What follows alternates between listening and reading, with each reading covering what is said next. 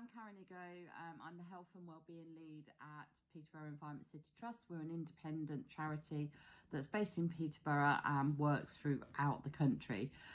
For this project, which we call CHESS, Cambridgeshire Home Energy Support Services, we're working with Cambridgeshire Acre, and the funding that we've got to deliver this project has come from the Energy Redress Scheme. Why is there a need for this type of project? We see year on year people who are living with fuel poverty that are really struggling to keep their homes warm, to pay their bills. And this has a really severe impact on their physical and mental well-being. And in these times of COVID, we see instances of fuel poverty rising. We see people struggling to pay their bills even more. People that have been furloughed maybe and have had their wages cut by 20%. People who've lost their jobs. Lots of people who've never really had a claiming footprint before need help that didn't previously, as well as all the people that needed help anyway. If somebody is unable to keep their home warm and they're worrying about their bills and their homes may be damp, it has a real impact on their health. It can lead to their blood thickening if they get really cold, which causes strokes. It can cause high blood pressure and so on, and real problems with people's mental health. The thing that's really different about this project is we're working with Cambridgeshire Acre to identify people in the local communities who are working with people that need help the most, and then they're able to refer people into us that need the help. So it's a real grassroots project that's able to throw a lifeline to people that really need it. We're expecting to see over the next month or so a massive increase in price rises. In fuel, there's a cap of 20% that's going to be taken off at the end of March. And also, you know, there's problems with people using more energy than they would because of the stay-at-home order. The project's active throughout North Cambridgeshire.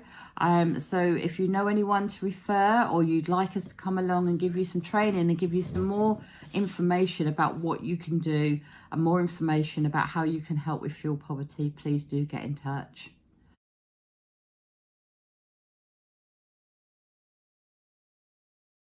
I've been asked to explain why I volunteered to support the work of CHESS in our local community. CHESS contacted me back in December 2020 with an offer of support for people on low income who were struggling with energy costs. That sounded like very good news to me. I work at Ely St Mary's Junior School, which is part of the DMAT Trust, and our DMAT Trust values its local community highly, wanting the local schools to be a living part of that community so that we can contribute positively to supporting local needs. And across 2020, we had seen firsthand the hardships of lockdown and the impact on our families through the loss of income and loss of jobs. So when CHESS came through with this offer of support at such a difficult time, it was obvious to us that we wanted to join in and volunteer. And the support that's available was very much needed. As a school across the year, we'd been issuing food bank vouchers at an increased rate. There's always a background level of need, but lockdown and job loss had pushed more families to signing up for universal credit. And with the gap between assessment and then when the payments start to come in, we were aware there was much of an increased need, and Food Bank had been able to step in and help us with that. But we knew that where money is short for food, it was probably going to be the case that it would be difficult to meet the energy bills as well as we move to a difficult winter. So we were delighted to hear that CHESS had got this funding available that they could make use of. How much of a need was there? Well, within the first 3 weeks after Christmas into the new term, I'd been able to make 6 direct referrals, and I'd shared information to 3 or 4 more families within the community. There was a need. I've also been telling any friends that will ask, locally so that the news is spread more widely as well. Making a referral is actually very easy to do. So after a conversation with the person that has the need, simply to get their consent, it takes only a few minutes, 5 or 6 minutes online to fill out a form. You give the essential contact details, a phone number and an email, and then just a paragraph of writing just to outline the need and identify what particular support the family would value. Would I recommend this to others? Absolutely, I would. And I mention Chess to as many people that I meet through my work and also in the community as I can. Immediately, I was given the information about the training available back in December. I actually linked Chess to the Early Help District team here in East Cambridgeshire, where one of the managers there has a network of people who have my role in various local schools. And so we shared the information out to other local schools, but also to the family workers within the district team, because they're embedded and supporting many families locally across Cambridgeshire with children through the children's centres, but also the wider community. So yes, I very much recommend the work of Chess. My name is Bren Francis and I'm the Rural Development Manager for Ely Food Bank, and I manage SOAM distribution, and I also have a role in setting up rural outreach places around East Cambridgeshire. I decided to volunteer for the Chess project because it works really well with the food bank. One of our aims is to try and signpost people and give that message that we're not just about the food. I wanted to, as part of my role, get a bit more involved with signposting, and I wanted to increase my knowledge about fuel poverty as well, because fuel poverty means different things to different people. And if I can talk to my food bank clients and talk about fuel poverty, then that's a good mix. So I would really recommend that people sign up to this, because it doesn't matter what your background is. It doesn't matter what, if you're in a specific volunteering role, whether you're with Food Bank or you're in some other community organisation.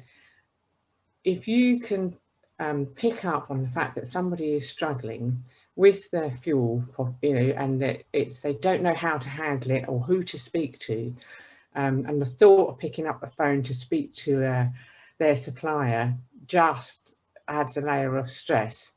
If you can take that away from somebody and make it easier for them, then you should definitely volunteer for this. If you're all about helping people, that's the message. It's Pearl Charalambos. I'm a social prescriber working at East Camp with St. George's Medical Center in Littleport and St. Mary's Medical Center at Ely. And today I would like to talk about how food bank and fuel poverty are both significant signs of new or existing economic impact on people's life from the perspective of being a social prescriber. So basically, Maslow's hierarchy are used often as a model for how the basic human needs can be realized. For example, shelter, food, warmth, and all these are the very basic before we can even aim at higher aspirations. And these basic needs are relevant to a person's economic status. So some people may think that fuel poverty only happens in a third world country, but in reality, it exists right here in Britain. So why do I volunteer for Chess project? Basically, I have come across people who really struggle with financial hardship in better time, and let alone now, it is now exacerbated by the pandemic. So when I hear of Chess, I thought this is a good source of referral for time like this. So how needed is this sort of project in the area where I work? Basically, fuel poverty can be quite a hidden subject. people don't just come to you and say that, hey, I need help. I can't pay my energy bill. Basically, until you really talk with people and find out their situation, and then you realize they can really benefit from a project like Chess. So 9 out of 10 people that I work with so far, or refer into, or maybe thinking about referring into Chess, have accepted the offer for the service. So since December last year, when I first started with Chess, and it's really easy to refer. You just filled in the referral form and then emailed it to the support worker. And would I recommend the role to other people? Oh, yes, definitely. As a social prescriber, making referral is an intrinsic part of my role. Volunteering for Chess can be for anybody in any role, so long as it is a people-orientated job. So what have we achieved in the first 5 months of this project? So far, we have recruited 57 frontline workers and volunteers who have signed up to be part of this project to help and support people. We've delivered over £8,000 of debt relief. Included in that number are 5 tanks of oil for families, and 2 individuals have been provided with coal.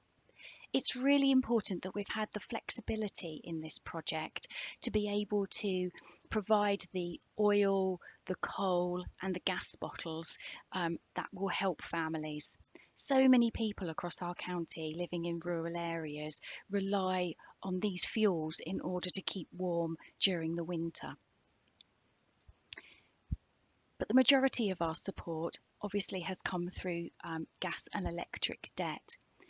And it's really good that we're really able to help people, especially at this time when COVID is causing so many problems for families where they are very vulnerable to falling into debt at this time.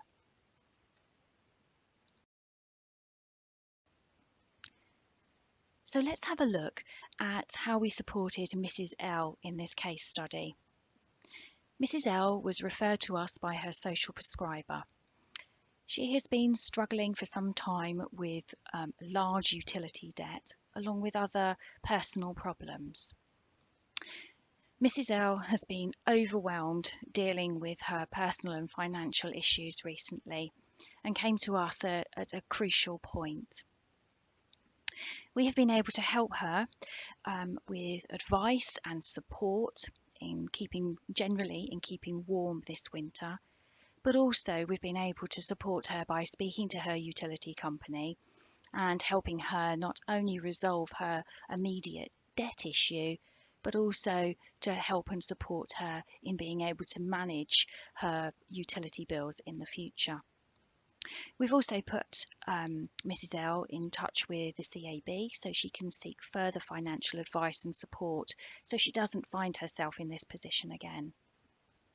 Without her social prescriber referring Mrs. L through to us, she would not have received the £500 debt relief we had to offer and the support and advice that we've been able to bring together for her. Our volunteers are absolutely key to this project. Without them, Mrs. L would not have known about the support available and we wouldn't have been able to help her. Volunteering for this project is really easy, and we hope it is something that you would consider doing.